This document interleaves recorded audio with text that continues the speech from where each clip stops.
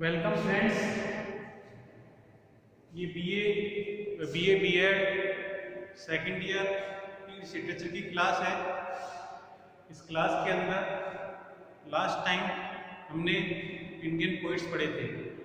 काफ़ी पोइट्स पढ़ लिए अपन ने। एक रामानुजन पढ़ चुके हैं, एजिकल पढ़ चुके हैं और बहुत सारे पोइट्स हैं जिनको हम पढ़ चुके हैं।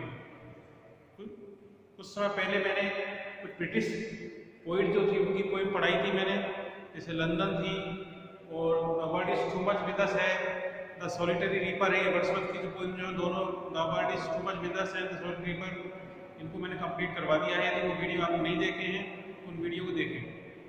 अब जो सेकंड सेक्शन जो है इंडियन पोइट्स का, उसके अंदर लगभग सारे पोइट जो हैं हमने कवर कर लिए हैं। एक आध पोइट बचा है, उसको बाद में कवर करेंगे।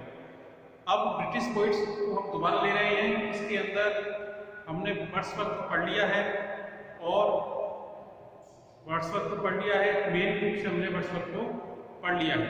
अब अगला पोइट जो पढ़ने जा रहे हैं उसका नाम है पीबी शैली। ये पीबी शैली पोइट जो इम्पोर्टेंट पोइट है, इसका क्वेश्चन हमेशा एग्जाम में आता ही है। पिछले सालों पेपर देखेंगे तो करीब हर साल इसका एक क्वेश्चन आता है। इसकी एक ही पोइम हमारे कोर्स में है जिसका नाम है Ode to the waste Wind. आज हम Ode to the waste Wind का जो पोइट जो है पीबी शैली, उसके बारे में पढ़ेंगे। पहले पोइट के बारे में पढ़ेंगे, उसके बाद फिर हम पोइम को पढ़ेंगे। तो आज हमारी क्लास जो होगी, मेन क्लास जो है पीबी शैली के ऊपर है, जो एक पोइट है। पीबी शैली जो है एक तरह से रोमांटिक एज में पैदा हुए थे। रोमांटिक एज वो एज है जिसके अंदर पोइट जो थे नेचर को सब कुछ मानते थे, संसार की जो दुनिया जो है उससे दूर होना चाहते थे। रोमांटिक एज जो है बेसिकली 1798 से शुरू होती है और 1832 तक चलती है। जो 1798 से लेकर के 1832 का जो पीरियड जो है उसे रोमांटिक एज के रूप में जाना जाता है। इस समय जो पोइट्री जो आई थी वो लिरिक पोइट्री आई थी। कौन सी पोइट्री आई थी? लिरिक पोइट्री आई थी।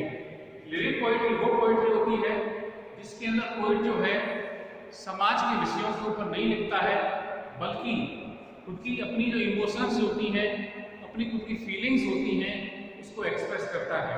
उसके जीवन में क्या हो रहा है पोइट ये बात समाज को बताता है, बल्कि वो समाज के किसी भी विषय को नहीं लेता है, बल्कि उसकी अपनी फीलिंग्स जो है, इमोशंस जो है, उनको बताता है। तो Ode to the waste Wind एक ऐसी पोइम है जिसके अंदर पोइट जो है किसी सोशल इश्यू को नहीं ले रहा है, कोई सामाजिक सब्जेक्ट को नहीं ले रहा है, बल्कि अपनी उनकी भावनाओं को इस पोइम में प्रकट कर रहा है। अपनी ही तुलना Ode to the waste Wind से कर रहा है। कैसे कर रहा है ये पोइम में बाद में पढ़ेंगे। पहले अपन थोड़ा पोइट का इंट्रोडक्शन पढ़ेंगे कि पोइट क्या था, किस तरह उसका जीवन जिया। तो सबसे पहले पढ़ते हैं, ये सब्जेक्ट इंग्लिश लिटरेचर है और Ode to the west wind जो पोइट हमारे कोर्स में है, उसका पोइट जो है उसका नाम है पीबी शैली। यदि बोर्ड पर नहीं लिख रहा है तो बोलता जा रहा हूं, आप समझने की कोशिश करें। तो ये वीडियो जब देखें, जब आप पीबी शैली को पोइट जो है उसको अपने सामने रखें और उसकी पोइट जो है Ode to the waste Wind वो अपने पास रखें। यदि आपके पास नोट्स के मतलब देख सकते हैं, जो मेन बातें हैं वैसी ही है जो मैंने वैसे बोर्ड पर लिखी हैं। तो पोइट जो है वो एक पीबी शैली जो है, उसका पूरा नाम पहले ध्यान रखना है। पीबी शैली का पूरा नाम क्या है? पर्सी बैसी शैली। पीबी शैली का पूरा नाम क्या है? पर्सी बैसी शैली इसका पूरा नाम है। और इसकी जो पीरियड जो रहा, इसके लाइफ पीरियड क्या था? 1792 से लेकर के 1822। सिर्फ इसने बहुत ही शॉर्ट पीरियड में अपना जीवन जिया। आप देख सकते हैं 1792 से 1822 यदि मिलाते हैं तो ये हो जाते हैं 30 इयर्स। तो इसने केवल 30 इयर्स का ही शॉर्ट पीरियड जिया था, लेकिन इसे 30 इयर्स के पीरियड में जो कुछ लिखा वो बहुत बढ़िया लिखा, एक्सीलेंट लिखा। और इसीलिए पीबी शैली हमारे कोर्स में है। पीबी शैली की एज में डेथ हो गई थी, 30 ईयर की एज में इनकी डेथ हो गई थी। और दूसरी बात, पीबी शैली जो थे वो एक रोमांटिक पोइट थे। पीबी शैली कौन से पोइट थे? रोमांटिक पोइट थे। जैसा कि मैंने अभी आपको बताया कि रोमांटिक एज जो थी वो 1798 से शुरू हुई थी, वो 1832 पर समाप्त हो गई थी। यदि कोई पूछे रोमांटिक एज का पीरियड क्या था, तो रोमांटिक एज का पीरियड जो है वो 1798 से है और 1832 तक है। और Ode to the western poem जो थी वो 1820 के अंदर पब्लिश हुई थी। बी का मतलब पब्लिश हुई थी। और ओ टू द वेस्टर्न क्या है, एक लिरिक है। जैसा कि मैंने बताया था लिरिक के बारे में, लिरिक एक ऐसी पोएम होती है जिसके अंदर पोएट जो है अपनी फीलिंग्स है, अपनी इमोशंस है, उसके दिमाग में जो भी चल रहा है उसके बारे में बताता है। तो थोड़ी सी लाइट देखते हैं क्या है बीपी शैली। तो सबसे पहले देखते हैं एजुकेटेड पीपल। बीपी शैली की शिक्षा जो थी ईटन नामक कॉलेज में हुई थी। और ईटन कौन से कॉलेज में आता है, कैम्ब्रिज यूनिवर्सिटी। ईटन कॉलेज जो है कैम्ब्रिज यूनिवर्सिटी के अंदर आता है, वहां पर इसकी शिक्षा हुई थी। और साथ में इन्होंने ऑक्सफोर्ड में भी पढ़ाई की। इन्होंने दो यूनिवर्सिटी में पढ़ाई की है, कैम्ब्रिज यूनिवर्सिटी में पढ़ाई की है और ऑक्सफोर्ड यूनिवर्सिटी में इन्होंने पढ़ाई की है। लेकिन ये इनका नेचर जो था काफी इस तरह का था, रिवॉल्यूशनरी। इनका नेचर जो था वो रिवॉल्यूशनरी टाइप था। रिवॉल्यूशन टाइप का मतलब होता है एक तरह का क्रांतिकारी। इनका नेचर जो था काफी क्रांतिकारी था, काफी जोशीले थे, समाज में चेंज लाना चाहते थे अपनी विचारों के द्वारा। उनका बेसिक मुद्दा क्या था, इनके दिमाग में क्या था, जो समाज में जो चल रहा है वो इनको बिल्कुल पसंद नहीं होगा। इसलिए अपने विचारों से वो एक समाज में चेंज लाना चाहते थे। यही को कहा उन्होंने ओ टू द वेस्ट में कही। ओ टू द वेस्ट का मैसेज जो है वो यही है कि वो poet wants to bring a social change. Poet जो है एक सोशल चेंज जो है उसको लाना चाहता है। तो हमने देखा कि ये पोएट कैसे हैं, एक तरह की रिवॉल्यूशनरी पोएट हैं और उनकी शिक्षा ईटन कॉलेज में हुई थी जो कैम्ब्रिज यूनिवर्सिटी में आता है और ऑक्सफोर्ड में भी इन्होंने पढ़ाई की थी। लेकिन हुआ क्या, सबसे पहली जो राइटिंग लिखी उन्होंने वो उसका नाम था the necessity of ethics. The necessity of ethics जो है एक तरह की पम्फलेट है, एक तरह क्या है पम्फलेट। पम्फलेट जो होती है छोटा अखबार कह सकते हैं, छोटा एक आर्टिकल कह सकते हैं पम्फलेट। तो उन्होंने सबसे पहले जो पम्फलेट जो लिखी, जो वर्क जो लिखा उसका नाम है, आपको ध्यान रखना पहला वर्क जो है वो है द नेसेसिटी ऑफ एथिक्स। तो ये ऐसा वर्क था जिसको किसी ने भी पसंद नहीं किया, इसी कारण उनको एक्सपर्ट माने कॉलेज से निकाल देना। उनको कॉलेज से निकाल दिया गया। कौन से कॉलेज से निकाला गया था उनको, ऑक्सफोर्ड। उनको ऑक्सफोर्ड यूनिवर्सिटी से निकाला गया था। कारण क्या था, वो writing the necessity of ethics. जब उन्होंने नेसेसिटी ऑफ एथिक्स लिखी तो इस कारण वहां के ऑक्सफोर्ड के जो लोग थे, जो ऑफिसर जो थे, सब नाराज हो गए। उन्होंने इसके विचारों को पसंद नहीं किया और उसे कॉलेज से निकाल दिया गया। आगे बढ़ते हैं। ही मैरिड, उन्होंने विवाह किया था हैरियट वेस्टब्रुक नामक लेडी से।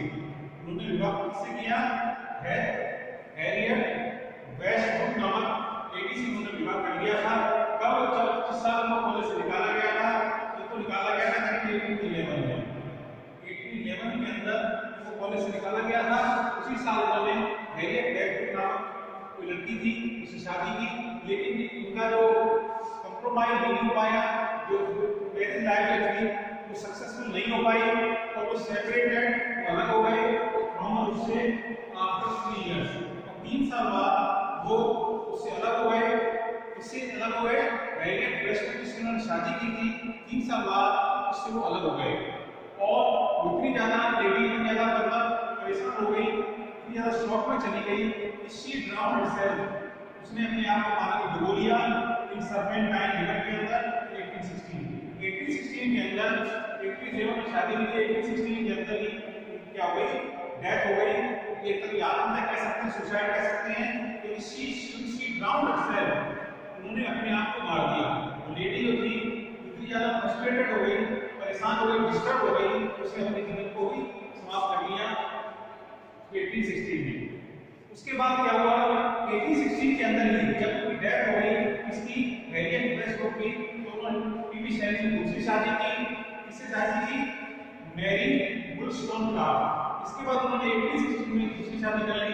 इस लेडी का नाम था मैरी वुलस्टोनक्राफ्ट। उसको प्राप्त होगी, उसे शादी कर ली। कब की? 1816 के अंदर। ठीक है, इतना समझ आ गया मैंने बताया। तो आगे बढ़ते हैं। उनकी जो पहली जो पोएम जो आई थी, फेमस पोएम जो आई थी, उसका नाम है अलेस्टर। अलेस्टर नाम की फेमस पोएम नहीं, अलेस्टर नाम की पोएम आई थी। ये इस तरीके के सबटाइटल नहीं है, परीक्षा में पूछी है, वैसे इस एग्जाम में नहीं आएगा, बढ़िया एग्जाम को कंपटीशन एग्जाम हो, उसका सबटाइटल भी है ये स्पिरिट ऑफ सॉलिट्यूड। इसका सबटाइटल क्या है? ये spirit of solitude, spirit of solitude. इसका क्या है? सब टाइटल एग्जाम बहुत ज्यादा कॉम्पिटिटिव एग्जाम होते हैं, उनके अंदर पूछा जाता है अलेस्टर का सब टाइटल क्या है। उसका सब टाइटल है कि स्पिरिट ऑफ सॉलिट्यूड। तो ये कब आई थी? 1816 के अंदर आई थी और उसी समय से उनका से हुई थी। अब क्या हुआ? 1816 के अंदर उनकी दोस्ती हो गई। इससे दोस्ती हुई लॉर्ड बायरन, जो फेमस पोएट थे लॉर्ड बायरन। उनकी कोई भी पढ़ेगा के कोर्स में है, इसको पढ़ेंगे अपन। तो लॉर्ड बायरन से उन्होंने क्या की? फ्रेंडशिप कर ली। कब की? 1816 में। लेकिन इनके जीवन का सबसे बेहतरीन वर्ष जो था वो 1819 था। 1819 के जीवन का एक गोल्डन पीरियड माना जाता है, क्योंकि इस पीरियड के अंदर इनकी बेहतरीन पोएम आई थी। बहुत बढ़िया पोएम आई, में से एक जो है कोर्ट का वेस्ट विंड जो है, ये भी 1820 में पब्लिश हुई थी, लेकिन उन्होंने लिखी कब थी? 1819 में ही लिखी थी। और 1819 में पोएम आई थी पीटर बेल। पीटर बेल का थर्ड नाम है, कोई माइनर का परीक्षा पूछ सकते हैं। पीटर बेल का थर्ड, पीटर बेल का थर्ड किसका वर्क है? बच्चे में से क्वेश्चन आएगा, पीटर बेल का थर्ड किसका वर्क है? आपको ध्यान रखना है, किसका वर्क है? ये शैली का वर्क है।